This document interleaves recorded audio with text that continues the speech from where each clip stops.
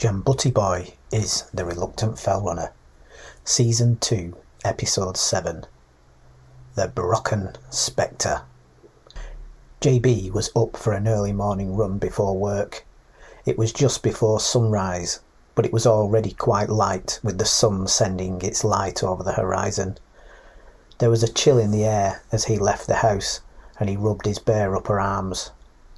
"I'll soon warm up when I get going," he thought. At the top of his garden there was a narrow ginnel to the road, and when he walked up it, he got thin spider's webs across his face, being the first one to walk through after the spiders had built them fresh through the night. He felt like saying sorry, destroying all their hard work, and knowing they would be back out again, only for them to be destroyed all over again. He set off jogging on the road, and a couple of spots creaked in his stiff legs. He had a sharp pain in his left ankle he sometimes had, and he winced and hopped onto his other leg. It would soon stop as his body adjusted. He was going to run down the hill onto the prom by the sea, but on a whim he went over the railway crossing to the beach. There was a stretch of grass wet with morning dew, and he tried to lift his feet as he walked and plant them down so that his trainers did not get soaked through. At the edge of the grass was a bench, and he went and stood in front of it on the dry flags for its base. Out in front was the massive open bay. The tide was nearly all the way in, and the sea was completely flat. There was no wind, but the cold fresh air moved a little occasionally as the coming day was starting to warm it. It felt strange it was so flat, like it was almost a different thing than water and the sea. Across the grey and blue flat sea to the other side of the bay were the hills and the fells of the Lake District. On the first row of hills you could see the green grass of the fields, though they were a little dark, and the greyish-white patches of houses that made up little villages. There was a second row of fells behind that were much darker, almost black, and then there was a third and final row of mountains that were grey and lighter coloured. The light from the sun seemed to creep behind them and backlight them, even though it was almost opposite and over his right shoulder. There was a wavy line of yellow in the sky above the final row of mountains, then a light purple smudge line, and then the light blue of the sky, getting darker blue the higher you looked up. The lighted moon was still up, and it was magnificent to think that men had walked on it. The giant star that was really the planet Venus shone brightest. All the other stars had gone unless you squinted hard, and then you could just make some of them out. Seagulls were hurrying out of the twilight from across the bay over his head and heading towards the rising sun over his side of the bay. They would be heading to their daily feeding grounds and wanting to have the best spots. In front, wading birds chirped and hunted for food in the muddy sands. He took a few deep breaths to take it all in, and then he turned and started back on his run. It was Friday evening, and JB was looking forward to a quiet drink with the boys in the pub after the fun of the last wet fell race, when everyone had finished in a good mood. Camo was already there. "Hey Camo, how's your week been?" said JB. "Yeah, good," he said. Camo seemed to hesitate, like he had something to say, but he was unsure of saying it. "What's up?" said JB, prompting him. "I know you said you're not interested in the LRRC," he said, "but I'm not sure you're going to be able to avoid it. There's been more developments. It's all happening." "What now?" said JB, his mind racing ahead to think what it could be. Here's Three Coats and Yorkie," said Camo. "Three Coats will tell you all about it. He's got the details." "Hello, chaps," said Yorkshire. "Three Coats says there's been more developments, but he wanted to wait until we were all together." "Yeah," Camo's just said there's something, said JB. Well, come on then, Three Coats, said Yorkshire. We are all together now. Spit it out. Three Coats smiled, obviously enjoying all the attention. You'll never guess, he said, dragging it out. OK, we won't guess then, said JB. Come on, tell us. All right, said Three Coats, getting exasperated. Don't go spoiling it now, JB. What is it, Three Coats? said Yorkshire enthusiastically. Three Coats pulled something out of his pocket. It was the LRRC booklet. We've already seen that, said JB. Three Coats pulled something out of his other pocket. Not these you haven't, he said triumphantly. The LRRC have expanded. They've got 10 more races. They sent me 10 more race slips to put in my book. People are not going to be able to fit in all these extra races, not with their existing schedules, said JB. No, they will, said Three Coats. I don't know, said Yorkshire. I love fell running, as you know, but I don't think I can fit in 10 more races. What with everything else that's going on? You definitely will, Yorkshire, said Three Coats, smiling like he knew something they didn't. How's that? said Yorkshire. Have you got a time machine or something? Well, these are not exactly new races, said Three Coats. What do you mean, Three Coats? said JB. Not new races. What's that all about? They've bought out 10 of the existing races, said Three Coats. They've took them over. What? said JB, shocked. That can't be, said Yorkshire. Surely not. No, it's true, said Camo. I got a letter in the post today about it. Yorkshire was thinking. I've not been back to the house yet, he said in a far-off voice. I suppose I could have a letter waiting too. Of course, you won't have a letter, JB, said Three Coats, as you're not a member. JB ignored that. Which races have gone? he said. Let's see, said Three Coats, looking at the letter that came with the extra sheets. Here we are. The Cartwheel, Bog Bottom, the Old Bounty Flops, the Witch's Tit. Not the Old Bounty Flops, said Yorkshire, looking at JB with apprehension. What does it all mean, JB? What's going to happen? I've actually no idea, Yorkie, he said, shaking his head. No idea. Stop worrying, you two. It will be great, said Camo. It's just what the sport needs to bring it into the 21st century.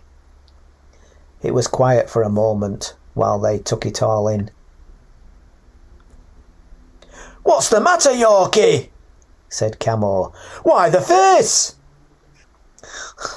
Well, there is an old saying in my county, Camo, said Yorkshire. What's that? he said.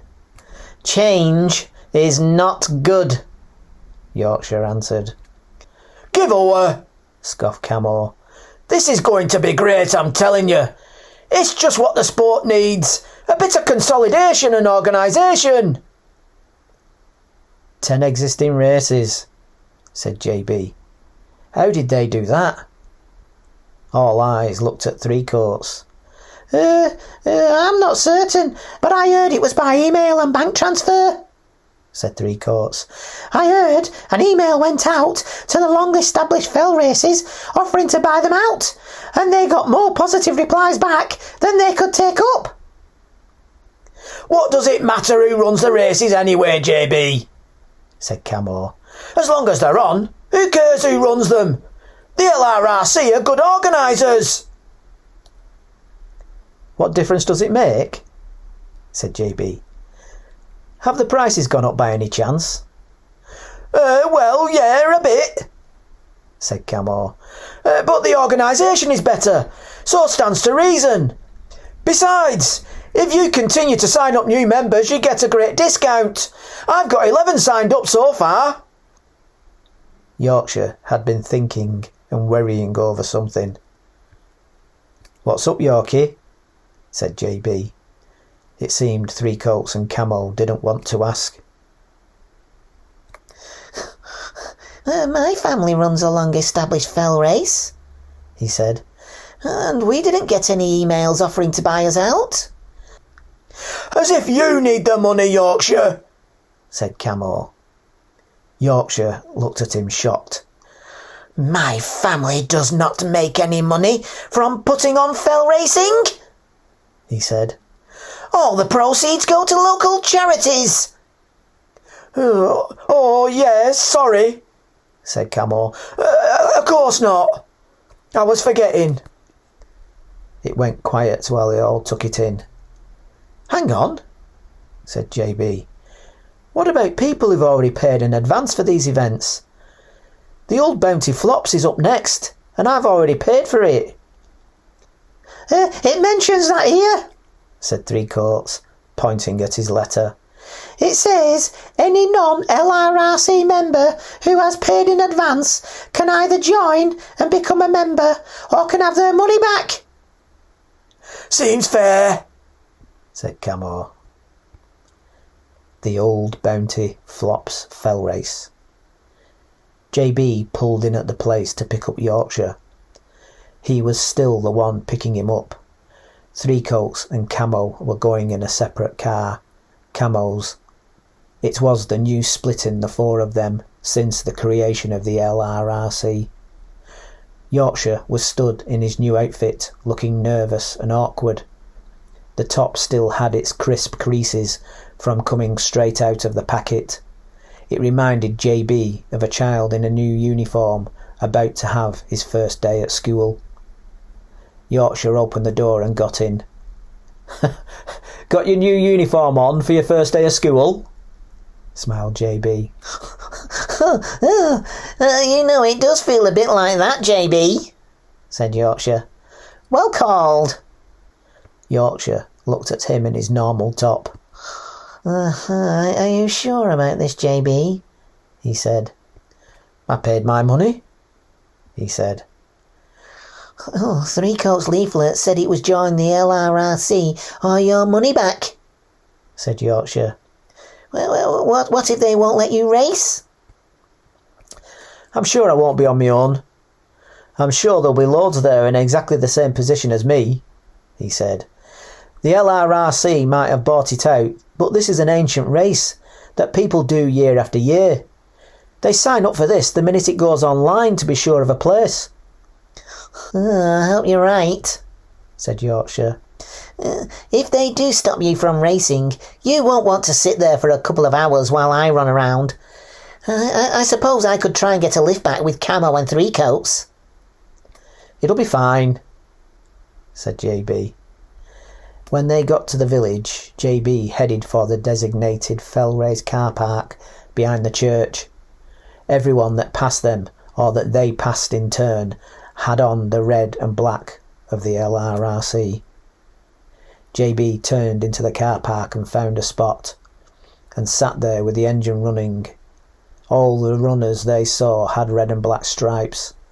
They looked like a plague of alien insects, swarming over the place and taking over. Oh dear, said Yorkshire, looking at him. I'm sure there'll be some, said JB. Are you still going to try to enter? said Yorkshire. Sure, why not? said JB. You ready? Yes, I suppose, said Yorkshire. You're a braver man than I, JB. You don't have to stand next to me if you don't want, said JB, laughing. I'll stick by you, JB, said Yorkshire. For as long as I can. Thanks, laughed JB. Walking through the car park, JB stopped a runner with his race number pinned on his LRRC shirt. "Excuse me, mate," he said. "Where do we sign in?" The man looked him up and down, decided not to mention his shirt, and pointed. "Out of the car park, down the road, and first left into the field. Big gazebo. You can't miss it." "Thanks," said JB, walking on. He had guessed as much. It was the same as the previous times he had done this race. He asked more to see what the reaction was to him not wearing LRRC colours. Yorkshire toddled after him. "I've not seen anyone not in an LRRC shirt," he said. "No," said JB. "I thought you abhorred a double negative, Yorkie." Eh? Oh, yes, I did. Not seen not," he said. I must be more nervous than I thought. I don't see why I should be, as I am wearing the required uniform." "Indeed you are so," replied JB, mimicking him. Yorkshire walked a little behind JB, just far enough for people to be a little unsure if they were together or not. JB turned right at a flat-roofed building onto what he assumed was a school playing field. LRRC members were everywhere. There was a line of them waiting to give their details and collect their numbers from the gazebo. On the way to join the line, there was a group of 4 runners with their numbers pinned on. One gave JB a dirty look as he approached, and he tapped his friends to look. "Are you lost or something?" he said in an unfriendly tone. "No, mate, I'm here with your sister," said JB. A couple of his friends could not help but laugh at the quick response. "Cheeky git," he said angrily. "Oh, so you do know me then?" said JB. His friends laughed again, and the man turned to tell them off as JB walked on. "Don't antagonise them," said Yorkshire. "There's a lot more of them than us." JB joined the end of the line, and others joined on behind them. JB and Yorkshire kept getting looks and glances. There was an obvious gap left for them, as if they were giving off a strong odour. "I don't like this, JB," said Yorkshire. "I paid my money so they can tell me to my face that my money's not good," said JB. While they were waiting, they became aware of a commotion at the front of the queue. "What are you doing here?" "This is not your race," shouted another. JB stepped out to look and came back to Yorkshire. "It's the Pinkneys," he said. "They've got their normal colours on. Paddy is wearing his leader's gold shirt. I bet they're in the same position as me. I'm going to go up there." "Do you mind if I stay here?" said Yorkshire. "I'll let you know what's said," said JB, moving towards the commotion at the front. The 3 Pinkneys were stood at the table in the gazebo, Paddy at the front. There was a number of people sat behind the trestle tables and one who was stood up. Paddy pointed at the next number on the top of the pile of white square papers with their numbers printed in black. "Rules is rules," said the man, shaking his head. Paddy tapped the number again. "You can't have a number," he insisted. "You are not a member of the LRRC, Paddy. If you want a number, all you have to do is agree to join." Paddy shook his head and tapped the number for the 3rd time. "No can do, Paddy," said the man. "There's a queue here," said an LRRC runner waiting behind. "Move aside, will you?" "These Pinkneys think they own the fells," said another. "Well, this proves that they don't." "About time they got their comeuppance," said another. JB stepped forward. The man looked at him without his LRRC colours on. "I take it you're not a member either," he said. "I'm not, but I've paid for this race. I have an agreement with the old Bounty Flops to run here today," said JB. Paddy pointed at JB and nodded in agreement. "That organisation no longer exists," said the man. "You're welcome to write to them to complain, but I'm pretty certain you will not get an answer." "Hear, hear," said a waiting LRRC member. "What if I decide to just run it anyway?" said JB. "Well," said the man, "no one can stop you running the route, but you'll have no number, no insurance, and no written up time and race position." "And if you break your ankle, we'll leave you out there," said someone queuing. Everyone turned around and looked at him. "Now steady on there, young fella," said the man behind the desk. "Things can get a bit heated like, but I'm sure we all don't agree with that." "That's not the fell running code," said someone else. "Not the done thing at all," said another. The man who had said it tried to merge anonymously into the queue and pretend it wasn't him. "Fair enough," said JB. Paddy looked at him and then he recognised him. "Bridge," he said. "Yes, that's right," said JB, nodding. "I'd say see you on the way round, but I'll only see the soles of your shoes as you speed off." Paddy smiled and nodded at him and walked off with the other members of his family. JB walked back to Yorkshire in the queue. Yorkshire nervously rubbed his own arms as JB approached, nervous of everyone watching them. "They're not letting the Pinkneys race," said JB. "Nor me." "Oh dear, I thought as much," said Yorkshire. What are you going to do?" "I'm going to still run it," said JB. "I think they are too." Did they say they were going to run it?" said Yorkshire. JB looked at him. "Not in words." "Oh yes," said Yorkshire, remembering. As well as the queue for entry at the gazebo, there was also a smaller queue in front of two men. They were dressed very alike, but not quite identical. They wore long brown trench coats, had trilby hats, and little pencil moustaches. One spoke to a runner, took a pen from behind his ear, and wrote something in a little exercise book, like you had at school, and pocketed what looked like a £10 note from the runner and gave him a small slip of paper. "Who are those two likely lads?" said JB. Yorkshire looked across.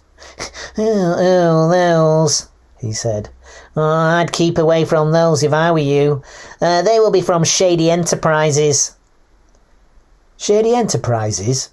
repeated JB. "What are they up to?" They run a book," said Yorkshire. They're bookmakers. They're bookmakers, JB. "Bookies?" said JB. "Gambling? What, here? They will never make a living running a fell-running book, surely. Do they do it just for a bit of fun?" Are you kidding, JB? said Yorkshire. Betting on fell races has always been big business around here. In these Cumbrian villages, they don't bet on the horses or the football. They bet on the fell races. "You're joking," said JB. I most certainly am not. You know full well that I never joke, JB, said Yorkshire, seriously. "No," smiled JB. "If you knock on any little old widow's cottage door around here," said Yorkshire, "she will tell you all the lead runners and the odds on them for each race. She will know all the races, the length, the times, the weather conditions, the underfoot conditions, dry or wet, and if you are daft enough to doubt their knowledge, they'll fleece you of your last £1 note and take the shirt off your back." JB laughed. Don't forget the milk in your teeth, he said. Will they take that and all? You may well scoff, JB, but look, he said. They're doing a roaring trade.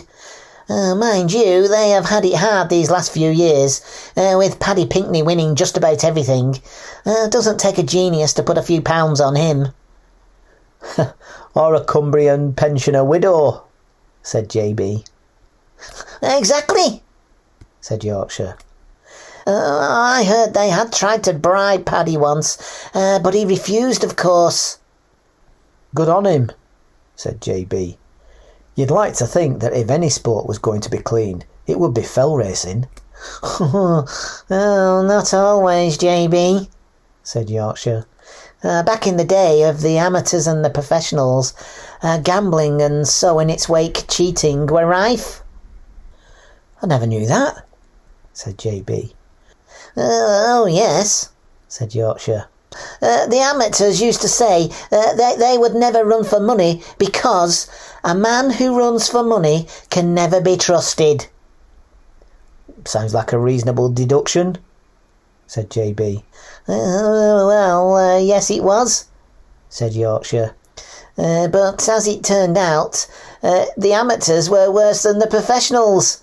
They were not really amateur at all. They were paid, under the table of course, far more in prize money than any professional won for a race.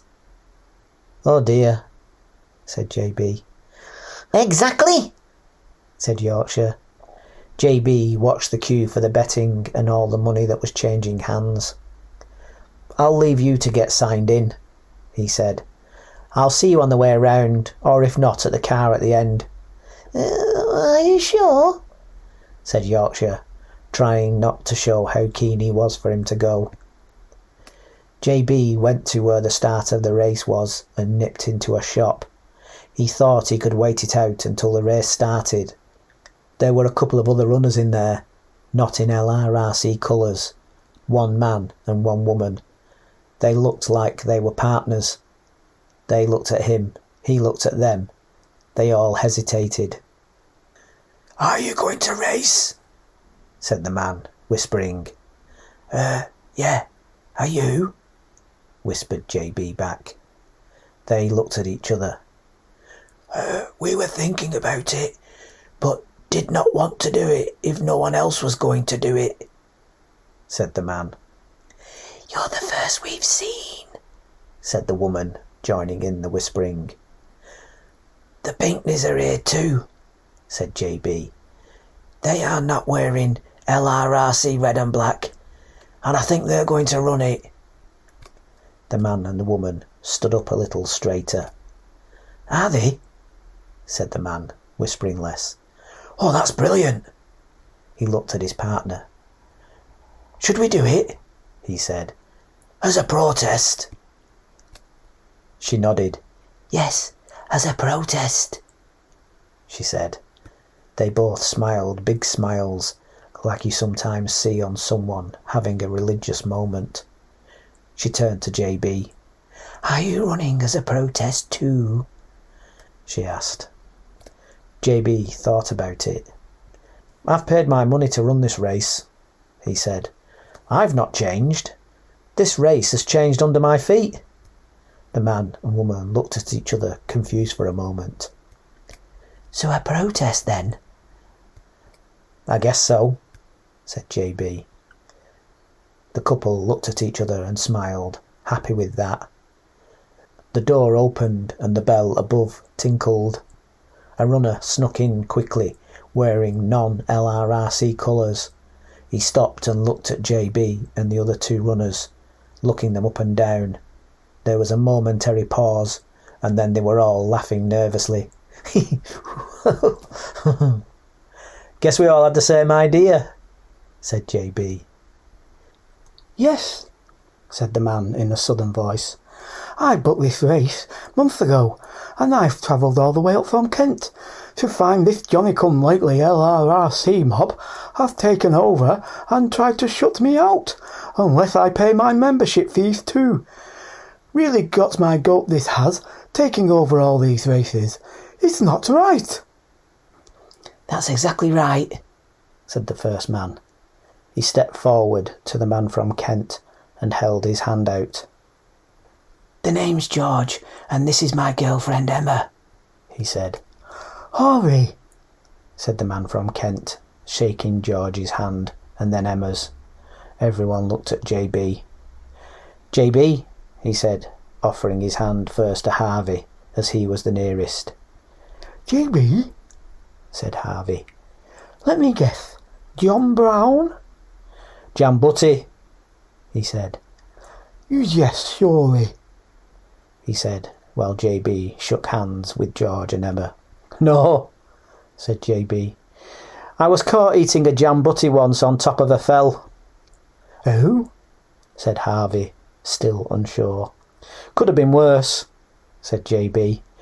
I could have been caught picking my nose or something. Harvey looked confused. The shopkeeper came out from the back at the noise of the doorbell going. Everyone okay? He said. Anybody need any help? It's okay, said JB. We're just sheltering from the rain a minute, if you don't mind. We'll be out of your hair in a minute. Oh, okay, said the shopkeeper, looking out of the window confused, because he could see no rain. George and Emma stifled a quick smirk. Harvey looked confused again, looking at them all, and then he had a resigned look on his face. Ah, I see, he said. Northern humour. Don't you have humour in the south? Said Emma. Well, we do laugh at certain things. He smiled in a superior way. Like northern people? She said good-naturedly. But of course, smiled Harvey. You laugh at us and call us soft. You're soft because you don't have the mountains, she smiled. Nor the rain, laughed Harvey, joining in. Inside the shop, they chatted nervously and waited for the race to start. It seemed to take much longer than normal, but eventually they heard the race announcer's megaphone and made their way to the door, going back to whispering again. When the start gun went off and the racers got underway, they piled out of the shop and merged in. Look, said JB to George and Emma. A number of other non-LRRC runners appeared from out of their hiding places and joined in. Hooray! Shouted Emma, waving. One looked across, saw their tops, smiled and waved back. Two young male runners, who looked alike and were probably brothers, took their jackets off to reveal non-LRRC running tops. They handed their jackets to who was probably their mother, and they joined in as well. It's a revolution, said George, smiling. It's a conspiracy, said an LRRC member, running nearby and listening in. We paid the same as you did, said Emma. The group of runners began to spread and thin out as they headed towards the hills. George and Emma had disappeared, either in front or behind. He thought behind.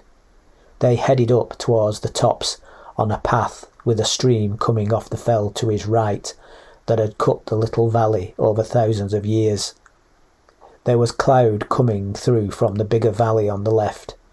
It was more like mist than a cloud, pouring out into the open plateau and gradually being burned off by the sunshine. We'll be heading up into that, thought JB. If it blows across, visibility could be tricky. JB got looks from the few runners that were near him, but maybe because they were only a few in number, none of them were brave enough to say anything, and because they were breathing hard and suffering on the hill. Eventually they made it towards the crest of the fell. Tough one that, said JB to the nearest fell runner. The fell runner glanced at his racing colours and answered quietly, Aye. JB smiled to himself. Better than nothing, I suppose, he thought. Going over a section of the tops, the sun was behind them, over his right shoulder, Misty cloud was trying to come over the brow of the hill to his front and slightly to his left, but could not get far before being burned off by the sun's rays. Something caught his eye to his left in the mist. It was a stretched grey-black shadow figure, surrounded by a ball of light in rainbow colours. As JB moved, it moved. "Jesus!" shouted JB, stopping in his tracks. "What the hell is that?" "Oh my God," said the man. "It's a Brocken Spectre. I've been in the fells all my life, and this is the first time I've ever seen one. I've always wanted to see one of these." JB moved his arms, and the long shadow figure moved its thin arms, and the bubble of light in rainbow colours moved around the new shape. "A Brocken Spectre?" said JB. "That's so cool." "Brocken Spectre, not Broken Spectre," said the man. The man had his mobile phone on his arm, probably to track his run, and he took it off and started filming the rainbow halo light effect in the mist. "Oh, I wish I had my phone with me, or a camera," said JB. "I'll send it to you," said the man. JB looked at him. "What? Even though I'm not LRRC?" said JB. The man shrugged like he did not care. A pair of other runners came struggling and puffing up the hill. The look of pain disappeared from their faces when they saw the spooky light show of the Brocken Spectre. "Lord, would you look at that?" said one. "Is it real?" "What on earth is it?" said another. The man with the camera told them. "It's a light effect called a Brocken Spectre. When the sun shines behind you and there is cloud or mist in front, your shadow can cause that effect. The white light around your shadow's reflection back off the clouds breaks up into its constituent colours, like a rainbow effect. It's called a Brocken Spectre because in Brocken, Germany, the conditions are right for it to happen. Not exactly often, but more than most places. So it got the name Brocken Spectre." More and more runners started crowding up and stopping to look, and those with phones got them out to take pictures or film it. JB moved, and the Brocken Spectre moved, and the crowd made noises as he did it. "Oh, oh, oh, whoa, oh." A woman moved forward. "I want to go," she said. She stepped closer to JB, and the Brocken Spectre weakened and then vanished altogether. The woman waved her arms about. "Oh, it's gone," she said. "Get out of there!" someone shouted. "Move away from him, will you?" someone else shouted. The woman pouted but moved away. "There's no point, it's gone," she said. When her body left the vicinity of JB, the Brocken Spectre started to form and reappear again. "Ray!" everyone shouted. "That's not fair, that," said the woman. "Why would it not do it for me?" Everyone was too busy looking, taking pictures or filming to answer. JB moved his arms a little cautiously at first, and when it did not disappear, he moved his whole body a little more. "Don't forget to send me a copy, will you?" said JB to the first guy. "Give me your number in a minute when we stop filming," he said. It only lasted about 20 more seconds, and then the bank of cloud disappeared away over the back of the fell, like a tongue disappearing into a mouth. "Oh," said the crowd. "Oh, I'm so glad I saw that. I've got it on film." People started getting going again, chatting happily about it. That was crazy. You'll never see that again." JB walked over to the man with the phone. "Thanks for this," he said. "Are you kidding?" said the man. No, thank you. Do you not know how rare that is?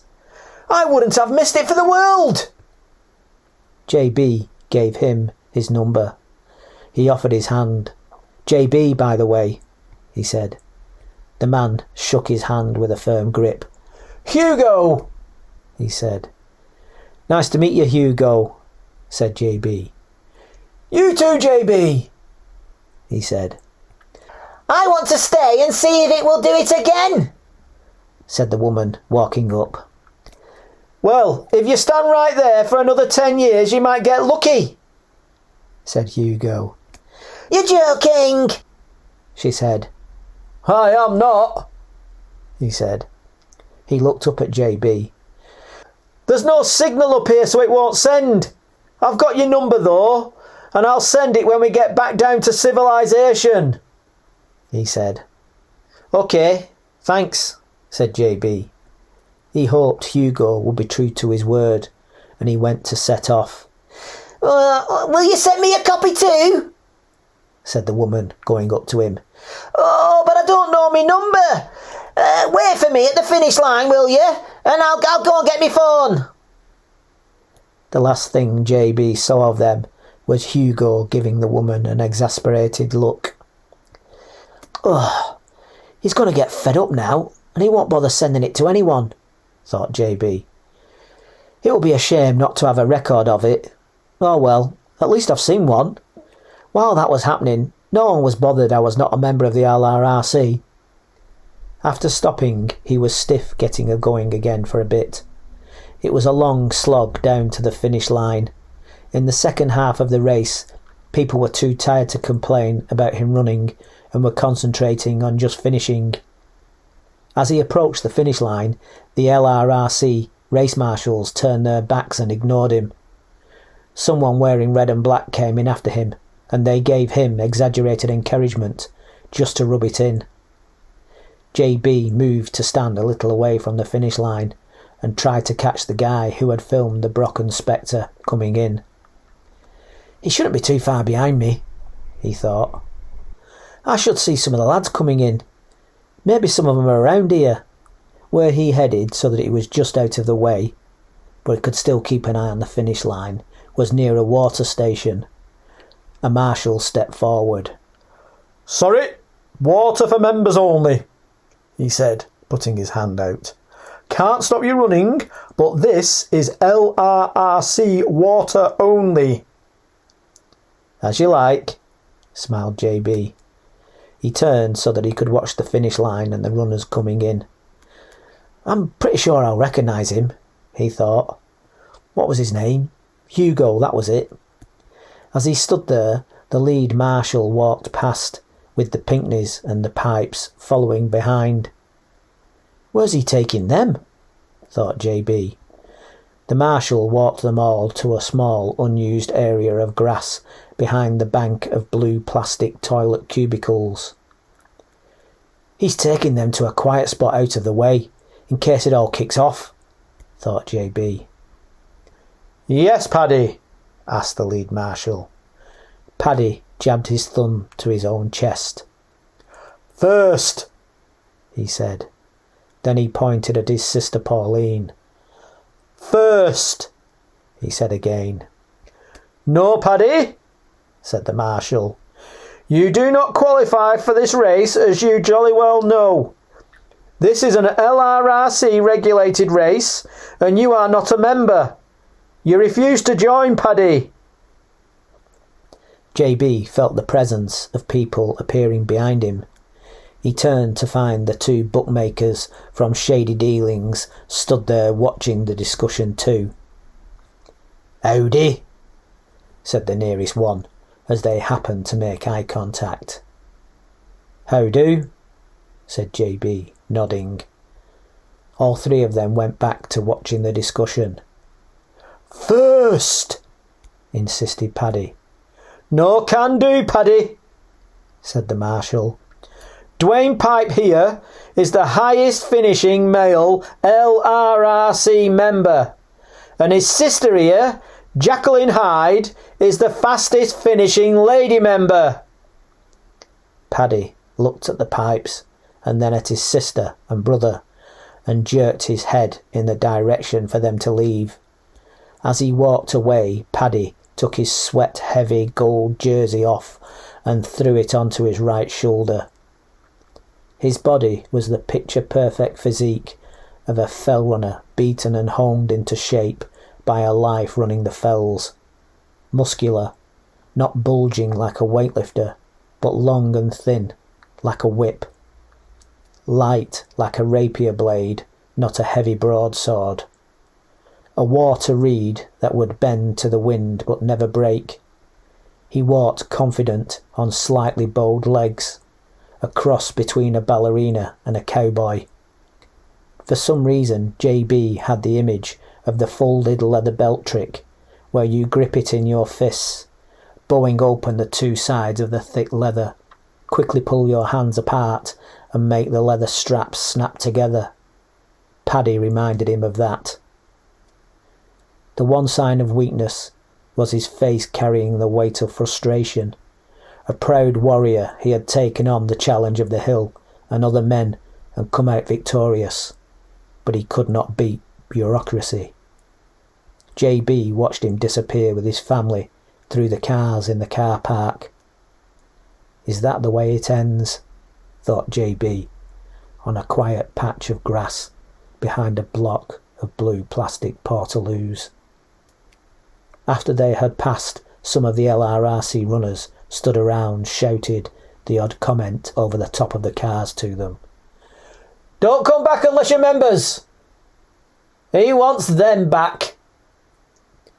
When they had gone out of sight, the two bookmakers from Shady Dealings looked at each other and whooped with joy. Woo-hoo-hoo! They joined arms and danced in a circle, singing and waving their hats in the air with their free hands. "We're in the money! We're in the money! Everything bright and sunny!" They turned, switched arms and went swinging in the opposite direction. They were not very much in tune. "We're in the money! We're in the money! Everything bright and sunny!" JB suddenly had the feeling that he no longer wanted to be there. Forget this, he thought. I'll go and wait for Yorkshire in the car. On the way to the car, he saw the woman waiting at the finish line, who wanted a copy of the film of the Brocken Spectre. "Good luck to you," he said under his breath.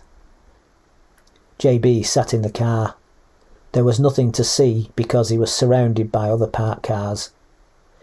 He took his phone out of the glove compartment to see if anything had come through from Hugo of the Brocken Spectre. There was nothing. The rain that had held off during the run started to pitter-patter down on the tin roof of the car. The windows gradually covered in water droplets, shutting off the outside world, and his thoughts closed in on him. Are we doing the right thing here, not joining? He thought. That with the Pinckneys shut out was awful to see. It doesn't matter to me, but to them it's the fell running championship. It's their life, their ancestors' lives. Half the fell races now under the control of the LRRC umbrella, and half not. What's going on? Who's this mysterious Mr. Big running things? What were those bookmakers from Shady Dealings up to? If only you could click your fingers and take it back in time. We had a good thing going and thought it would always be like that. One thing is for sure, these changes are not over with yet. There's more to come, and I'm not sure I'm going to like it. Yorkshire tapped on his window and walked around to the passenger seat. "Here you are," said Yorkshire. "Oh, I thought you might not want to hang around the finish line. Camo and Three Coats are going into the pub for a quick drink and watch the presentations. Do you fancy it? Camo had a good suggestion. You could put your running top on and no one will know you're not a member. Well, at least until the LRRC running tops come out later in the year." JB thought a moment. They will be presenting the awards to Dwayne Pipe and his sister Jacqueline Hyde, when it was Paddy and Pauline Pinkney who were the quickest. "Do you mind if I skip it?" he said. "You go if you like. Camo will drop you off." No, it's fine," said Yorkshire. "I'll go back with you. I thought you might not want to. How was your run round? I know the LRRC have taken over, but I did not notice too much different. I don't know what I was expecting. Turned out to be pretty uneventful, really. How about you? Did you get any adverse reaction to taking part?" "Not really," he said. "You seem a little down, JB," said Yorkshire. Camo, Three Coats and I have been talking about you. No one will feel any less of you if you change your mind and join, you know." In his mind, JB ran through the scenario offered to him. He acquiesced and joined the LRRC. He pictured himself in red and black hoops, and how much easier life would be for him and for the rest of the gang. And that's how the devil delivers, he thought, with a life of the easy choice and via the silver-tongued seduction of a trusted friend. "No," he said, simply. The devil at his shoulder, with his life of ease, popped in a puff of smoke. "Oh," said Yorkshire, reaching for the seat belt as JB started the car. JB's phone pinged. "I'd better check this just in case it's someone from home," he said, turning the engine off and getting his phone out of the glove compartment. But of course," said Yorkshire. "The driver's in charge." When JB looked at his phone, it brightened his mood and made him smile. "Good news," said Yorkshire, looking at him. "Have you found out it's steak for tea tonight? Or won the premium bonds or something?" JB laughed. "A little restoring of faith in humanity," he said. He passed Yorkshire his phone, and he took it intrigued. Someone sent you a picture of a... what do they call it?" he said. "What do you call them? A Brocken Spectre," he said. Yes, that's it, he said. Aren't they fantastic? It's a dream of mine to see one in real life. Where's this one from, JB? JB pointed in the direction he thought it was. "Up there, about 45 minutes ago," he said. Yorkshire looked at him, open-mouthed and silent. "Honestly," said JB, "that's my shadow in the centre there. This guy Hugo had his phone on him and he filmed it. He took my number and he's just sent me the video through." Yorkshire watched the film through with a face of wonder, shaking his head. When the film finished, he handed the phone back to JB. Will you send me a copy?" said Yorkshire. "Of course," he said. "I'll do it now." "How lovely," said Yorkshire. "Oh, I'm so glad you have the privilege of seeing that, JB. Oh, how I wish I was there." JB went onto the phone to send a copy of it to Yorkshire, Camo's and Three Coats' phone. "Well, I'm totally jealous you got to have that experience, you lucky sausage," said Yorkshire. Was this chap who filmed it LRRC? "Yeah," said JB. And he still sent it to you, even though you obviously are not?" said Yorkshire. "Yeah," said JB. "That's nice," said Yorkshire after a pause. "Yeah," said JB. The message had read, "Great to meet you and your shadow on the fell today, Hugo."